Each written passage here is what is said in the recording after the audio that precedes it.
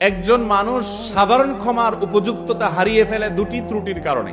বিভিন্ন হাদিস থেকে আমরা জানতে পারি যেই দিনগুলোতে, যে রাতগুলোতে, বিশেষ সময়গুলোতে আল্লাহ তাআলা গণহারে মানুষকে মাফ করেন, দুই ধরনের অপরাধ যারা করেন তাদেরকে আল্লাহ তাআলা গণহারে গণ ক্ষমা থেকে বঞ্চিত রাখেন, এই সুযোগ তাদেরকে দেন না। কারা? এক নম্বর হলো মুশরিক, আরেকটা হলো মুসাহেন। যে ব্যক্তি শিরকে লিপ্ত, এই ব্যক্তি গণ ক্ষমা পায় না। নাম্বার দুই, যে ব্যক্তির অন্তরে অন্যদের প্রতি শত্রুতা আছে, বিদ্বেষ আছে, হিংসা আছে, এই ব্যক্তি গণ ক্ষমা পায় না। রমাদানের প্রস্তুতির অংশ হিসেবে এই দুটি কাজ করেন, নিজেকে শিরক থেকে পরিচ্ছন্ন করেন এবং কারোর প্রতি কোনো শত্রুতা, কোনো বিদ্বেষ, কোনো হিংসা যদি থাকে, হিসাব করেন কার সঙ্গে আপনার লড়াই আছে, কার সঙ্গে আপনার মানসিক দূরত্ব আছে, কার প্রতি আপনার হিংসা হয়, কাকে আপনার শত্রু মনে হয়।